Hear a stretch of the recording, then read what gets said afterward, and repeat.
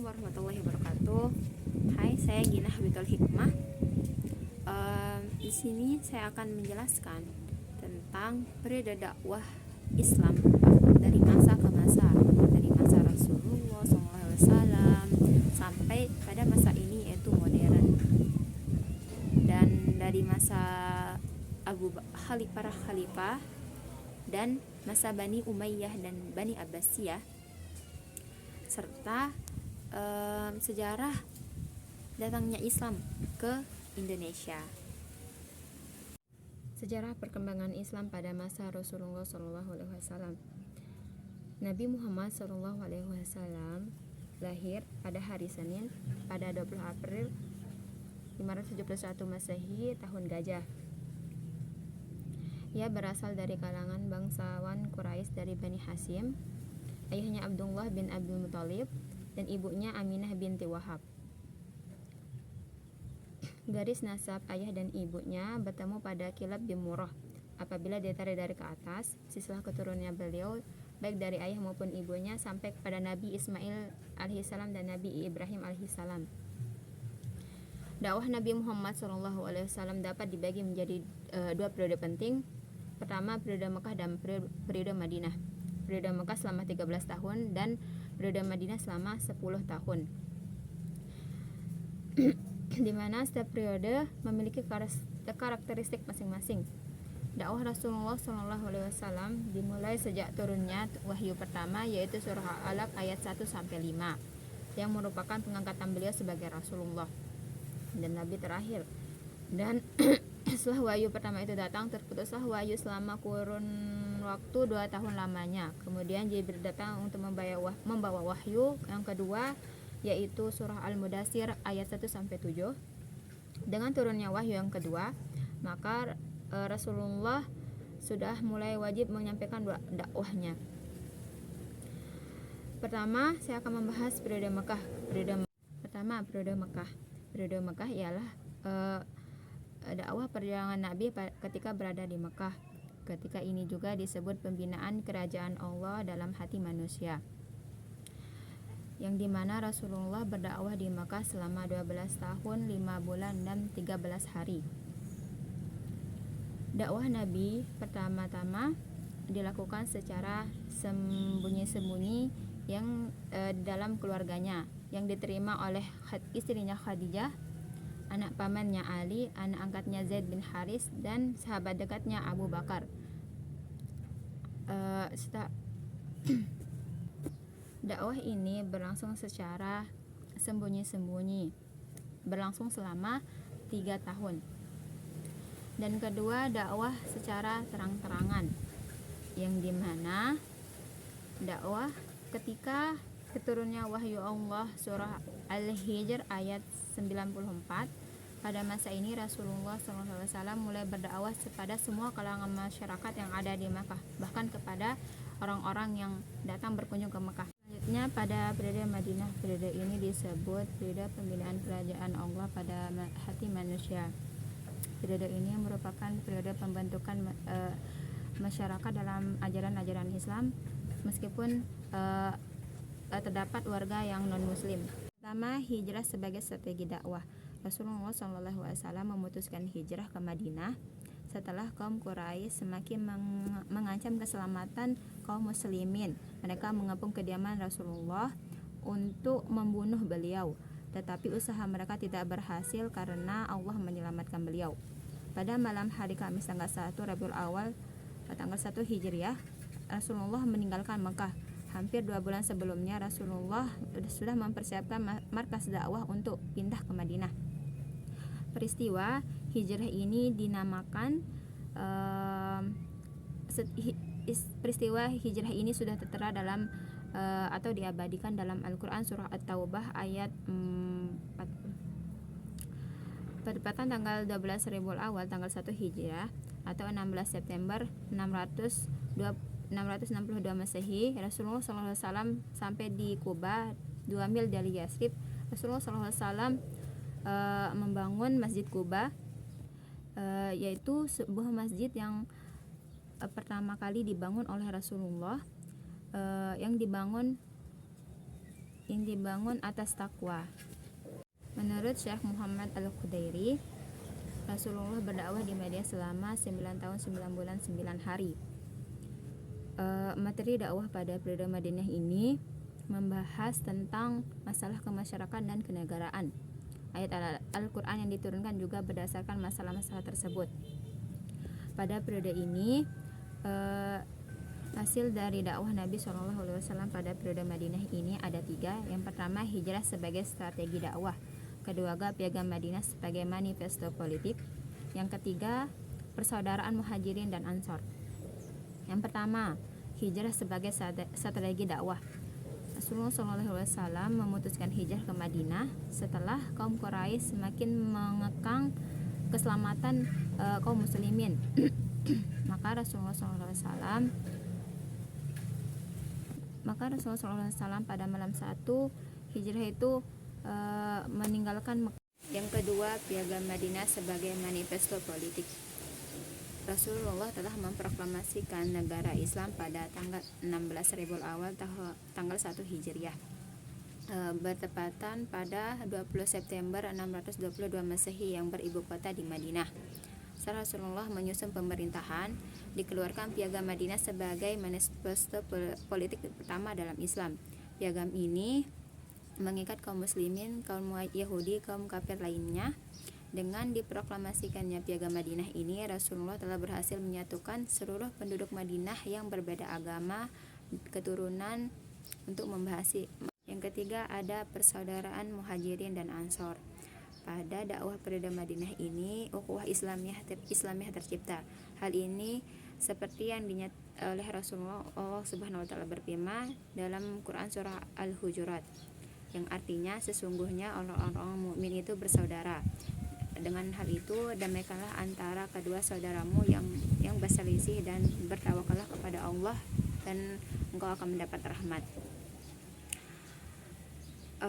Langkah pertama dalam mempersaudarakan Muhajirin dan Ansar Rasulullah SAW, karena kaum Muhajirin dan Ansar ini sangat berbeda suku dan istiadat. Dengan perbedaan ini Rasulullah mempersatukan mereka agar perbedaan itu lebur sehingga menjadi kedua kaum itu menjadi damai. Dakwah pada masa Khulafaur Rasyidin. Yang pertama itu ada dakwah pada masa Abu Bakar As-Siddiq. Setelah wafatnya Rasulullah SAW, umat muslim bingung siapa yang bakalan menjadi pengganti beliau dalam memimpin umat Islam. Seiring berjalannya waktu, maka Abu Bakar As-Siddiq terpilih menjadi khalifah pertama setelah khalifah pertama yang menggantikan Rasulullah SAW, yang dimana dakwah pada Abu Bakar itu memiliki ada tugas-tugas pokok yang dilakukan. Yang pertama itu memerangi nabi-nabi palsu. Yang kedua itu memerangi orang-orang murtad, dan memerangi orang-orang yang tidak mau membayar zakat. Yang kedua, Khalifah Umar bin Khattab. Dakwah pada masa Umar bin Khattab merupakan tonggak penting dalam Islam. Transformasi dakwah secara sembunyi-sembunyi menjadi terang-terangan. Strategi pengembangan wilayah, pasukan Islam berhasil menaklukkan wilayah-wilayah baru seperti Persia dan Suriah. Toleransi dan perhatian terhadap pendidikan menjadi kunci keberhasilan dakwah pada masa itu. Masa Khalifah Umar bin Khattab menjadi babak baru dalam penyebaran agama Islam. Agama Islam menjadi agama yang dikenal dan berpengaruh di dunia. Yang ketiga, pada pemerintahan Utsman bin Affan, ada satu konsep terbesar Utsman bin Affan adalah penyusunan Al-Quran dalam bentuk mushaf yang beragam. Hal ini dilakukan untuk mencegah agar Al-Quran itu tidak terpecah belah. Utsman bin Affan berupaya meningkatkan kualitas umat dan dengan mendorong mereka dengan belajar Al-Quran, hadis, dan ilmu lainnya. Ia juga menunjuk para cendekiawan untuk menyebarkan nilai-nilai Islam. Pada masa Khalifah Ali bin Abi Thalib, dakwah Islam pada masa dinasti Muawiyah dan dinasti Abbasiyah. Pertama, dinasti Umayyah. Dinasti Umayyah beribu kota di Damaskus. Pemerintahannya berlangsung selama 91 tahun dan diperintah oleh 14 orang khalifah. Dinasti Umayyah mampu menyebarluaskan dakwah Islam ke seluruh dunia karena kekuasaannya yang luas dan memiliki kekuatan yang besar. Tidak hanya itu, pada masa dinasti Umayyah menjadi pusat kajian politik. Tidak hanya itu, pada masa dinasti Umayyah dia menjadi pusat kajian politik, budaya, dan ilmu pengetahuan pertama di dunia sejak abad pertengahan. Kekuasaan dinasti Umayyah dalam keberhasilannya melakukan ekspansi jauh lebih besar kepada Imperium Romawi. Keberhasilan ini diikuti dengan perjuangannya dalam penyebaran Islam di bidang masa dinasti Abbasiyah. Pada periode pertama pemerintahan Bani Abbasiyah mencapai masa keemasan secara politis. Para khalifah betul-betul tokoh yang kuat dan merupakan pusat kekuasaan sekaligus agama. Dakwah pada masa Abbasiyah lebih menekankan kepada pendidikan dan penyebaran ilmu pengetahuan. Mereka mendirikan universitas dan perpustakaan di berbagai wilayah Islam, serta menerjemahkan karya-karya ilmiah dari berbagai bahasa. Dakwah pada masa Abbasiyah juga dilakukan melalui keteladanan para pemimpin dan ulama. Mereka berupaya menjadi contoh bagi umat Islam serta menunjukkan sikap yang lembut dan berakhlak mulia. Sejarah kedatangan Islam di Indonesia. Secara historis ada banyak teori masuknya Islam di Indonesia, tapi di sini saya akan menjelaskan dua materi saja, yaitu materi India dan teori Arab. Teori India menurut sejarawan Islam masuk ke Indonesia tidak melalui bangsara, tetapi melalui para pedagang Muslim yang berasal dari Gujarat, India. Baru setelah itu baru pedagang yang berasal dari Arab. Teori ini didasarkan pada bukti arkeolog berupa batu nisan pada Maulana Malik Ibrahim yang memiliki kemiripan dengan batu nisan yang ada di wilayah Khambai, Gujarat, India. Yang kedua, teori Arab. Teori Arab ini Islam masuk dan disebarkan ke wilayah Nusantara oleh pedagang Arab. Islam telah masuk ke Indonesia sejak abad ke-7 Masehi. Menurut Naqwi Al-Attas menyatakan bahwa Islam datang dan disebarkan oleh pedagang Arab, bukan dari Gujarat, India.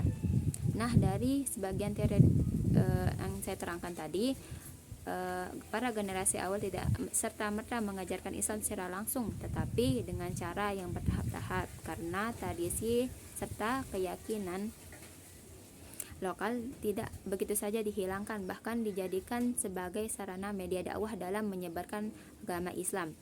Proses penyebaran Islam di Indonesia pertama dilakukan oleh para pedagang Muslim, kemudian dilanjutkan oleh para dai-dai atau orang-orang yang memiliki keilmuan yang soleh.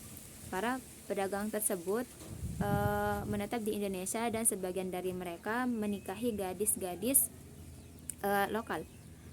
Lewat pernikahan ini, proses Islamisasi di Indonesia menyebar dan agama Islam di Indonesia, terutama di Pulau Jawa, dilakukan oleh Wali Songo yang berjumlah 9 orang, yaitu Sunan Maulana Malik Ibrahim, Sunan Ampel, Sunan Giri, Sunan Gunung Jati, Sunan Surya, Sunan Kudus, Sunan Derajat, Sunan Kalijaga, Sunan Bonang.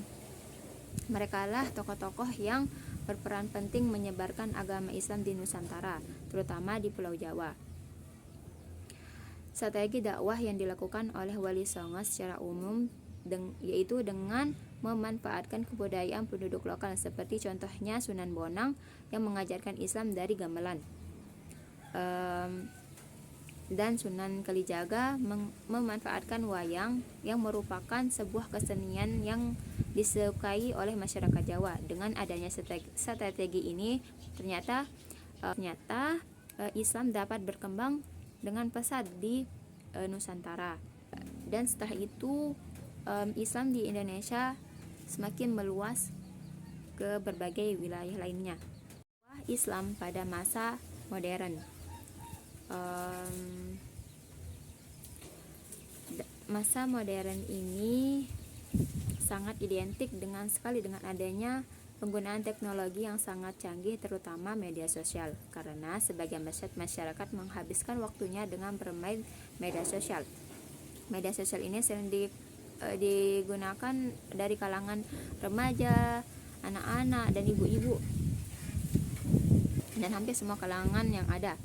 Media sosial ini kayak platform aplikasi TikTok, YouTube, Facebook, dan lain-lain. Dengan adanya kemunculan teknologi yang canggih ini, maka pusat Islam memanfaatkan teknologi ini untuk menyebarkan agama Islam, karena jangkauan media sosial ini bisa sampai ke seluruh dunia.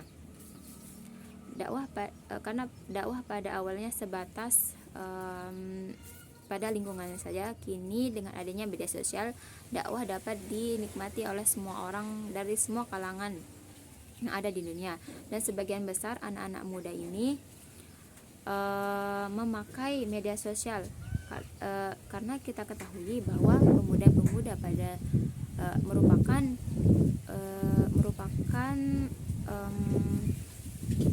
fondasi penting untuk mewujudkan agama Islam. Nah, dengan ada media sosial ini, para ustadz, dai-dai, atau orang-orang soleh ini memanfaatkan platform-platform yang sudah saya sebutkan tadi untuk menyebarkan agama Islam